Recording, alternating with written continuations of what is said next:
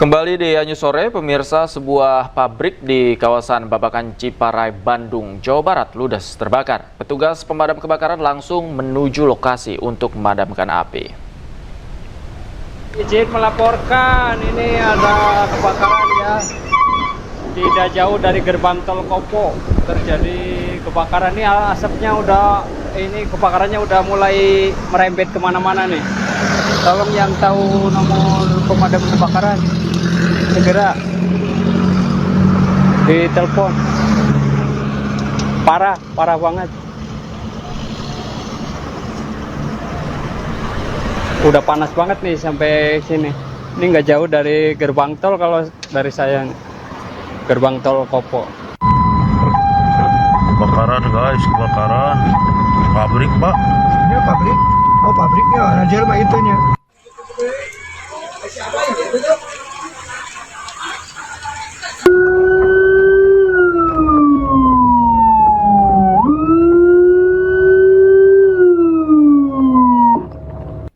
Terpantau asap tebal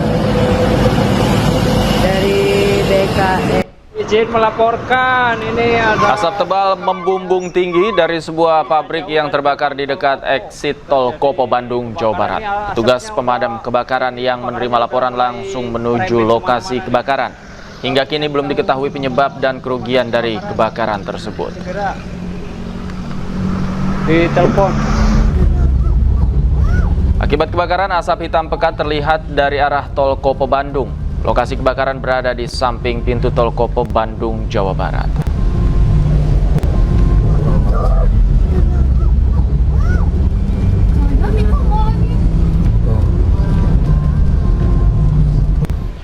Kita ke informasi lain, pemirsa. KPK menggelar operasi tangkap tangan terhadap aparat penegak hukum di Depok, Jawa Barat. Dalam OTT ini, KPK mengamankan Ketua dan Wakil Ketua Pengadilan Negeri Depok serta 1 orang juru sita pengadilan.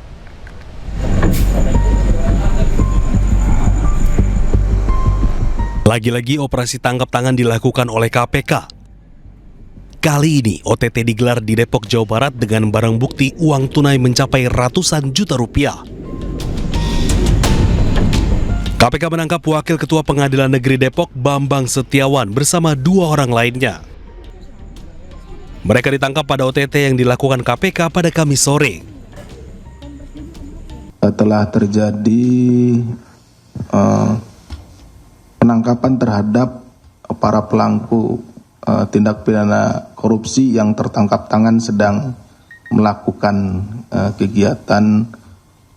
Nanti kita lihat ya, ada delivery ya, apakah nanti itu bentuknya penyuapan atau pemerasan. Nah, tapi yang jelas ada sejumlah uang yang berpindah dari pihak swasta kepada pihak aparat penegak hukum ya, APH di sini ya, seperti itu. Sementara itu, Ketua Pengadilan Tinggi Bandung, Heri Supriyono, angkat bicara terkait operasi tangkap tangan yang dilakukan oleh KPK. Menurutnya, peristiwa ini menjadi pukulan bagi jajaran peradilan baik di tingkat pengadilan tinggi maupun Mahkamah Agung. Ada info belum berapa orangnya? Info yang saya terima itu wakil, ketua dan juru sita. Juru sita. Ada 3 orang dari PN Depok itu. Pengadilan Tinggi Jawa Barat akan mengusulkan agar posisi pimpinan yang terdampak OTT dapat segera diisi guna menjaga stabilitas dan kelancaran pelayanan peradilan. Dari Depok, Jawa Barat, Iyung Rizky, iNews melaporkan. Sementara itu, Komisi Pemberantasan Korupsi juga menetapkan 6 tersangka dalam kasus dugaan korupsi importasi barang di lingkungan Direktorat Jenderal Bea dan Cukai. Dalam operasi tangkap tangan itu, KPK mengamankan barang bukti dengan nilai 40,5 miliar rupiah. Dalam kasus ini, penyidik KPK telah menetapkan 6 tersangka. 3 orang diantaranya merupakan oknum pejabat Ditjen Bea Cukai, yaitu Direktur Penindakan dan Penyidikan Ditjen Bea Cukai Rizal, Kepala Subdirektorat Intelijen Penindakan dan Penyidikan Sispiran Subiaksono, dan Kepala Seksi Intelijen Ditjen Bea Cukai Orlando Hamonangan.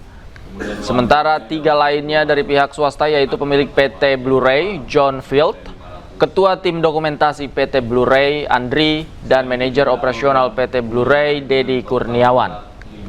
Dari 6 tersangka, 5 orang telah ditahan sementara 1 tersangka yaitu John Field yang merupakan pemilik PT Blu-ray berhasil melarikan diri dan sampai saat ini tengah diburu. Penyidik turut menyita barang bukti senilai 40,5 miliar rupiah. Juru bicara KPK, Budi Prasetyo mengungkapkan nilai setoran rutin dalam perkara ini mencapai 7 miliar rupiah per bulan. Memperhatikan kecukupan alat bukti, maka ditetapkan 6 orang sebagai tersangka, yaitu Saudara RZL, Direktur Penindakan dan Penyidikan Direktorat Jenderal Bea dan Cukai periode 2024-2026.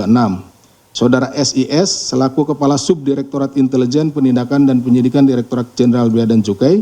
Saudara ORL, selaku Kepala Seksi Intelijen Direktorat Jenderal Bea dan Cukai. Ini dari pihak DJBC-nya. Kemudian dari pihak PTBR-nya, dari swastanya. Saudara JF, selaku pemilik PTBR. Kemudian Saudara AND, selaku Ketua Tim Dokumen Importasi PTBR, dan Saudara DK selaku Manajer Operasional PTBR. KPK selanjutnya melakukan penahanan terhadap 5 tersangka untuk 20 hari pertama sejak tanggal 5 Februari sampai dengan 24 Februari 2026. Penahanan dilakukan di Rumah Tahanan Negara Rutan Cabang Gedung Merah Putih KPK. Nah, mungkin ada pertanyaan dari rekan-rekan, yang ditetapkan 6, yang ditahan 5. Kemana satu lagi? Kan gitu kan? Ya, satu lagi pada saat kita akan teman-teman di lapangan akan melakukan tangkap tangan, itu Saudara JF melarikan diri. Sekaligus pada kesempatan kali ini saya menghimbau, ya, kami dari KPK menghimbau kepada Saudara JF atau kepada seluruh masyarakat yang mengetahui keberadaannya segera untuk menyerahkan diri. Kembali di News Sore pemirsa, hari ini Presiden Prabowo Subianto menerima kunjungan kenegaraan Perdana Menteri Australia Anthony Albanese.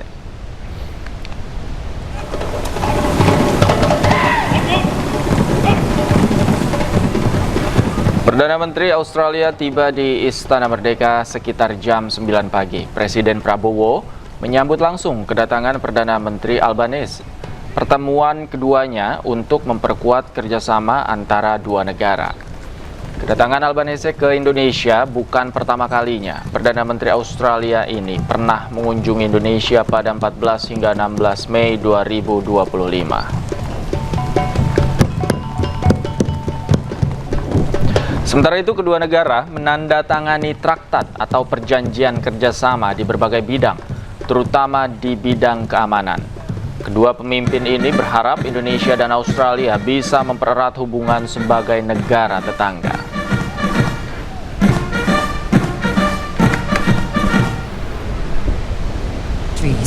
At an enhanced strategic level. Dan komitmen bersama untuk terus memperkuat kemitraan Indonesia-Australia melalui penandatanganan Traktat Keamanan Bersama. Perjanjian keamanan bersama ini mencerminkan tekad kedua negara untuk terus bekerja sama secara erat dalam menjaga keamanan nasional masing-masing, serta berkontribusi nyata bagi perdamaian dan stabilitas kawasan Indo-Pasifik. Bagi Indonesia, hal ini mencerminkan komitmen teguh terhadap prinsip bertetangga baik dan kebijakan luar negeri kita yang bebas aktif.